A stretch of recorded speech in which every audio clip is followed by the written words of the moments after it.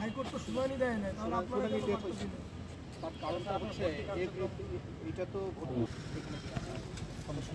শোনো শোনো 21 তারিখ থেকে এখানে দল মত নির্বিশেষে সবাই একাত্ম আমার টাকা থেকে আমার চাওয়া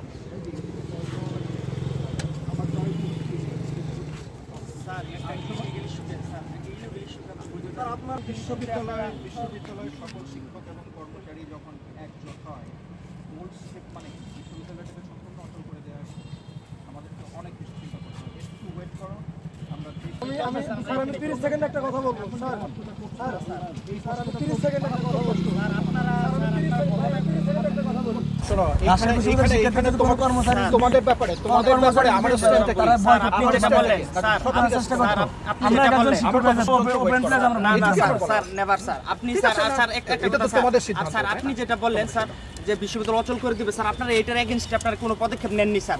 ইভেন আমরা মনে করব স্যার আপনারা তলে তলে ওদেরকে উস্কে দিয়ে তোমাদের ব্যাপার সেটা থেকে অনশনে বসেছে তো তাদের বক্তব্য কি এবং আপনি স্যার কি বললেন? আচ্ছা, আমি যেটা বললাম সেটা হচ্ছে যে আপনারা সবাই দেখেছেন যে দুটো পরস্পর বিরোধী ধারা আছে আর কি। বিশ্ববিদ্যালয়ের সকল শিক্ষক কর্মচারী কর্মকর্তা আপনারা দেখতেই পেয়েছেন, তারা মোটামুটি একজোট যে তারা প্রাতিষ্ঠানিক সুবিধার আদলে হলেও তাদের সন্তানদের জন্য একটা সুবিধা চান, এটা একদম পরিষ্কার তারা চান। এবং আমাদের ছাত্রছাত্রীদের ভিতরে যারা আছে তাদের অনেকেরই অবস্থান হচ্ছে যে এই ব্যাপারটাই তাদের কোনো রকম মানে ইয়ে নাই আর কি, তারা এটাকে ন্যায্য বলে মনে করে না এবং তাদের একটা অবস্থান আছে। এটা হচ্ছে দুটো গ্রুপের অবস্থান আর কি। তো একদিকে সমস্ত শিক্ষক কর্মচারী কর্মকর্তা দলমত নির্বিশেষে, আরেকদিকে ছাত্রদের একটা অংশই আমি বলবো আর কি। আমাদের অবস্থানটা কি, প্রশাসনের জায়গা থেকে আমাদের একটা দায়িত্ব আছে, যেই দায়িত্বটা হচ্ছে সবার উপরে, সেটা হচ্ছে সবাইকে সাথে নিয়ে বিশ্ববিদ্যালয়টাকে চালু রাখা, যেন ক্লাস পরীক্ষা এবং যাবতীয় বিশ্ববিদ্যালয়ের যে কার্যক্রমগুলো আছে সেগুলো যেন চালু থাকে। এবং এই চালু রাখার জন্য আমাদের জন্য একটা খুব বড় চ্যালেঞ্জ হয়ে গেছে, কারণ ছাত্ররা যেমন বিশ্ববিদ্যালয়ের অপরিহার্য অঙ্গ, তেমনি আমার কর্মচারী কর্মকর্তা শিক্ষক যারা আছেন তারাও অপরিহার্য অঙ্গ। এবং ছাত্রদের যে অবস্থান আজকে তারা যেটা করছে এটা তাদের যেমন একটা গণতান্ত্রিক অধিকারের ব্যাপার, তেমনি শিক্ষকরাও কিন্তু ইচ্ছা করলে বিভিন্ন আন্দোলন কর্মচারীরা করতে পারেন আর কি। তো আপনারা এটাও জানেন যে 21 তারিখ থেকে তারা কমপ্লিট শাটডাউনে চলে যাওয়ার কথা বলেছিলেন এবং আমরা অনেকভাবে আলাপ আলোচনা করেছি এবং এটা থেকে তাদেরকে ফেরানোর আসলে আর কোনো উপায় ছিল না। এবং এটা যদি ওনারা করতেন কালকে থেকেই শুরু হয়ে যেত। বিশ্ববিদ্যালয়ে লেখাপড়া এবং গবেষণা, পরীক্ষা, একই সাথে যে রাকসু আন্দোলন নিয়ে এখন সারা দেশ তাকিয়ে আছে, রাকসু যে নির্বাচন, এটাও সম্পূর্ণ, এটা অ্যাবসলিউটলি ইম্পসিবল হয়ে দাঁড়াতো আর কি।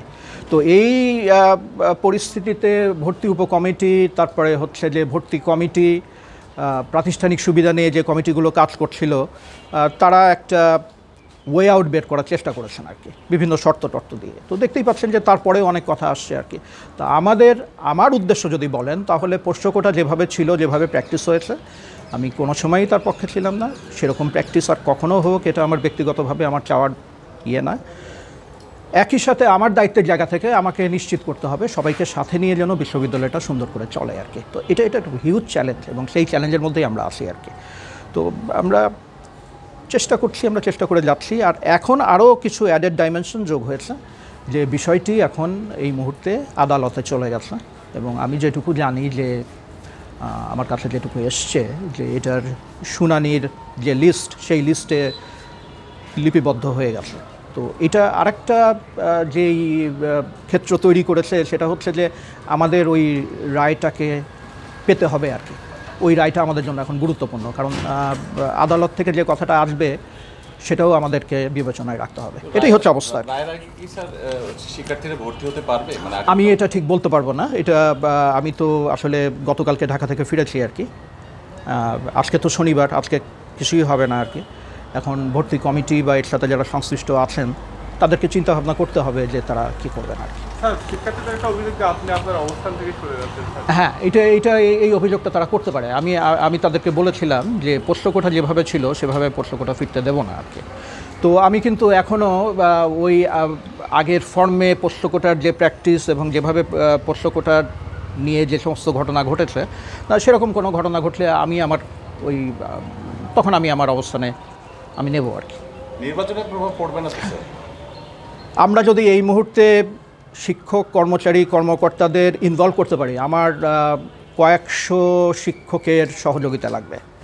এই কাজগুলো যদি আমরা ঠিকমতো এনশিওর করতে পারি তো আমার মনে হয় না কোনো ধরনের প্রভাব পড়বে আর কি। তো ঠিক আছে, মানে বন্ডিং না থাকে প্রশাসন একটা দুর্বল ভাব। আমি মোহাম্মদ সজিবুর রহমান, ইসলামের ইতিহাস ও সংস্কৃতি বিভাগ বিশ্ববিদ্যালয় সেশন। আমি এই যে 2 মাস আগে পোষ্য কোটার কবর রচনা করেছিলাম, তার মধ্যে একজন মেইন স্টেক।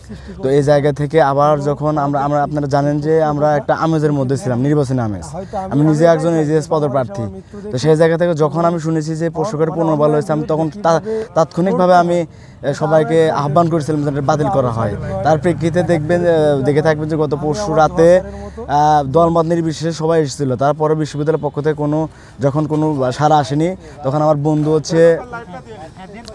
অনশনে বসেছে। আমরা তার সাথে সম্পূর্ণ সংহতি জানিয়েছি। আমি স্পষ্টভাবে বলে দিতে চাই, আজকে যে আমরা মানে তীব্র রোদের ভিতরে আছি, নকিব স্যারকে বলতে চাই, ফরিদ স্যারকে বলতে চাই, আপনারা কিন্তু ঠিক 1-2 বছর আগে এই অবস্থায় ছিলেন।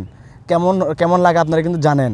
আর একটা আমাদের প্রশাসনের অংশ মঈনুদ্দিন স্যার, তিনি হচ্ছে কোন ইয়েতে মানে এখানে আসছে আমি জানি না। তিনি হচ্ছে আমরা এখানে যতক্ষণ পর্যন্ত না আমাদের এই দাবি না আদায় হয় ততক্ষণ পর্যন্ত আমরা থাকবো। আর আমরা রাজশাহী বিশ্ববিদ্যালয়ের শিক্ষার্থীদের আমি আহ্বান জানাবো যে আপনারা কিন্তু এতদিন তো বড় মানে অনেক বলছেন যে আপনারা সবসময় এটাকে 0 টলারেন্স চান। আমরা কিন্তু আপনাদের প্রতিনিধি হয়ে এখানে আসছি। আপনাদের সকলকে আহ্বান, আপনারা তাড়াতাড়ি আপনার প্রশাসন ভবনের সামনে চলে আসুন। দেখেন, আপনারা জানেন অযৌক্তিক পোষ্য কোটা আবার রাজশাহী বিশ্ববিদ্যালয়ে পুনর্বহাল করায় আমরা এই অনশন ধর্মঘট করেছি এবং আমরা কিন্তু আমাদের স্ট্যান্ড জানিয়ে দিয়েছি যে গরম পড়ছে এর চেয়ে এই রোদ্রে এখানে 2 মিনিট বসে থাকা কষ্ট, এইখানেই থাকবো, হিট স্ট্রোক করলেও থাকবো। কারণ বিশ্ববিদ্যালয়ে শিক্ষার্থী হয়ে কোনো অন্যায্যতার সাথে আপোষ, তাও 24 পরবর্তী সময়ে, তা আবার অযৌক্তিক পোষ্য কোটা কোনোভাবেই সম্ভব না। এইখানেই থাকবো এবং মারা গেলেও থাকবো।